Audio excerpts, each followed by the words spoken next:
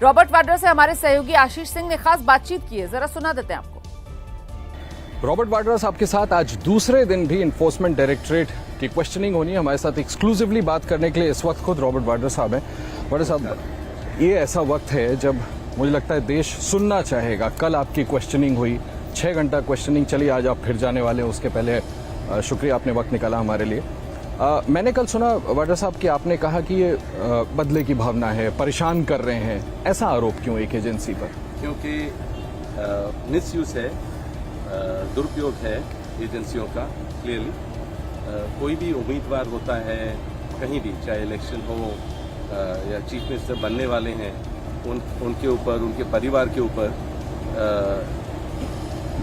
एजेंसियों को गलत इस्तेमाल होता है। फिर पुराने केस, वही बेबुनियाद इल्ज़ाम, गलत केस। और मैंने ईडी के समन को पहले भी झेला है। ईसीआर 2 थे, 15 बारी गया था 2019 में। मेरी बेटी का ऑपरेशन हो रहा था उस समय, और मैं सब कुछ छोड़ छाड़ के मैं आया था फरवरी 2019 में, कि मैंने कहा कि उनको एक मौका नहीं दूंगा मैं कि मैं समय पे पहुंचा नहीं, समय से पहले पहुंचा। 23,000 डॉक्यूमेंट, उससे पहले ही उन्होंने 1 महीने पहले जब राजस्थान में इलेक्शन हो रहे थे, उन्होंने मेरे ऑफिस को रेड किया और वहां से 23,000 डॉक्यूमेंट लिए। जितने भी डॉक्यूमेंट और मांगे वो भी दिए। आप सोचो, 15 बारी में पहले गया हूं, 10-10 घंटे बैठा हूं, 70 सवाल मैंने हर रोज उसके जवाब दिए। कोई ऐसी चीज नहीं थी जहां से पहले मैंने एक अपना रुपए कमाया। मेरे पिता के बारे में, मेरा पिताजी के बारे में, या मुरादाबाद में क्या हुआ, हर चीज का जवाब दिया मैंने 2019 तक। और जो सवाल अब फिर से ईसीआर आया है, फिर से समन आया है 7 साल बाद, और वही सवाल दोबारा पूछे जा रहे। और मैं ज्यादा तो बोल नहीं सकता हूं जो अभी इंटेरोगेशन हो रहा है उसके बारे में, पर मैं ये कहूंगा कि जो उन्होंने, जब मैंने वही सवाल पूछे तो मैंने उनको बोला है, सर मैंने ये जवाब ऑलरेडी दे दिए हैं। तो वो कह रहे हैं आप फॉल्स बोल रहे हैं कि आपने दे दिया है। पर फिर मैंने उनको अपनी स्टेटमेंट मंगा के दिखाया कि देखिए, जो आप पूछ रहे हैं ये पहले दे दिया गया है। ये कल हुआ, आपने दोबारा से स्टेटमेंट मंगा कर दिखाया? मैंने स्टेटमेंट जो 2019 का था वो मंगवाया और उनको दिखाया कि जो सवाल आज पूछ रहे हैं वो 2019 में पूछे गए में से, चाहे उस समय उनको अलाउ था या नहीं। सारे ऑफिसर्स ने जो भी आया पूछा, जो उनके पैरामीटर से अलग है फिर भी पूछा, मैंने उनको समझाया। पर मैं ये बोलूंगा कि अगर जब इस बारी समन आया, उस समय भी जिस तरीके से, अगर कोई पत्रकारों को कल एक व्हाट्सएप मैसेज मिला कि मैं 1 तारीख को समन मिला है और 8 तारीख को नहीं गया, 15 तारीख, उन्होंने डॉक्यूमेंट मांगे, फिर से 2-3 हजार डॉक्यूमेंट मांगे। आप सबको पता है पिछले कुछ दिनों से पब्लिक छुट्टियां हैं। 1500-2000 डॉक्यूमेंट निकालना इतना आसान नहीं है। फिर भी हमने निकाला है और हमने बोला हमें जो भी अगला डेट दोगे मैं पहुंचने के लिए तैयार हूं। मैं कहीं गया नहीं हूं, मैं यहां हूं और मैं पहुंचा हूं जिस दिन उन्होंने मेरे को टाइम दिया, समय दिया, मैं गया हूं और डॉक्यूमेंट सारे दोबारा दिए हैं, जो डॉक्यूमेंट वो पहले ही ले जा चुके हैं। तो मेरे को समझ नहीं है, यही ईसीआर उस समय 2019 में मेरे को बुलवा लेते और एक नतीजा निकल जाता, ठीक है। पर 7 साल तक खींचा है।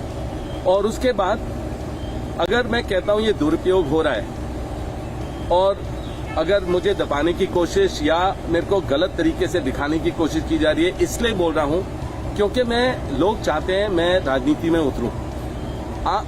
पूरे देश देख रहा है कि मेरे जन्मदिन से पहले मैं हमेशा 10 दिन के लिए गरीबों के साथ होता हूं, अंधे बच्चों के साथ होता हूं, विकलांग बच्चों के साथ होता हूं, मैं हर जगह पहुंचता हूं। अब वो सारा काम जो मैं नेक काम कर रहा हूं वो रुक गया है, ठीक है। और मैंने कुछ समय पहले जब मुझे लगा कि स्पीकर साहब ने राहुल को रोका बोलने से, और जिस तरीके से उनको गलत लगा कि प्रियंका को राहुल ने जिस तरीके से ग्रीट किया, उस समय भी मैंने उठ के अपनी सोच रखी कि भाई बहन का प्यार है। हमारे जो रिश्ते हैं, हमारे रिश्ते चाहे जितनी भी मुश्किलें होती हैं, हम अपने रिश्तों को एकजुट रखते हैं और मजबूत होते हैं। पर यहाँ हमें सब देश को पता है कि बीजेपी में तो रिश्ते रखते ही नहीं है, सब तोड़ देते हैं। तो जितनी मुश्किलें ये करेंगे हम एकजुट होंगे। और अगर हाल ही देखा जाए तो कल चार्जशीट हुआ सोनिया जी के बारे में, राहुल मैं आपसे पूछना चाह रहा था कि कल ही इत्तेफाक से चार्जशीट भी दायर हुआ। इत्तेफाक नहीं है, ये इनकी प्लानिंग है कि हमें गलत तरीके दिखाने के लिए, हम जो भी इनकी नाकामियां हैं बीजेपी की, हम वो उठाते हैं, लोगों की बात रखते हैं। हम हमेशा लोगों की आवाज बुलंद करते हैं। और लोग बहुत सारी मुश्किलें हैं, उसके बारे में तो ध्यान नहीं दिया जा रहा है कि जो महंगाई है या जो किसान हैं आंदोलन कर रहे हैं उनके बारे में कोई बात नहीं हो रही है। तो हम जरूर उनकी बात रखते हैं, पर संसद में राहुल को रोक दिया जाता है और मुझे बाहर लोगों के बीच में होता हूँ, ग्राउंड पे होता हूँ, वहां मुझे फिर से समन मिल जाता है। सर आप जो कह रहे हैं, आपका क्या ये आरोप है कि कोऑर्डिनेटेड तरीके से कल किया गया? बिल्कुल। अरे क्या इत्तेफाक नहीं हो सकता? ये बिल्कुल प्लान्ड है, प्रीमेडिटेटेड है, सोच के किया है कि चार्जशीट भी होगी, यहाँ भी होगी, क्योंकि दिखावा होगा, मीडिया होगी, सारे देश में पहुंचेगी। पर देश जागरूक है, जनता जागरूक है, उनको समझ है इसके बारे में। जो दुरुपयोग हो रहा है, पूरे देश में दुरुपयोग हो रहा है एजेंसियों का। वाडा साहब, दो सवाल जरूर पूछना चाहता हूँ। जिस मामले में आपकी सुनवाई चल रही है, स्काईलाइट वाली जमीन उसका यूज बदलना और ये आरोप एनफोर्समेंट डायरेक्टरेट का कहना है कि कॉन्क्रीट आरोप है रॉबर्ट वाड्रा पे। सिमिलरली नेशनल हेराल्ड वाले मामले में एजेएल की प्रॉपर्टीज को बहुत कम दाम पे यंग इंडिया द्वारा ले लेना, ये भी कॉन्क्रीट आरोप है मिसेस गांधी और राहुल गांधी पे। तो ये विक्टिमाइजेशन कैसे हुआ? देखिए, एक तो अभी क्योंकि अभी मेरी इंटेरोगेशन चल रही है, समन है, तो उसके बारे में मैं कोई विशेष टिप्पणी नहीं दे पाऊंगा, गलत होगा।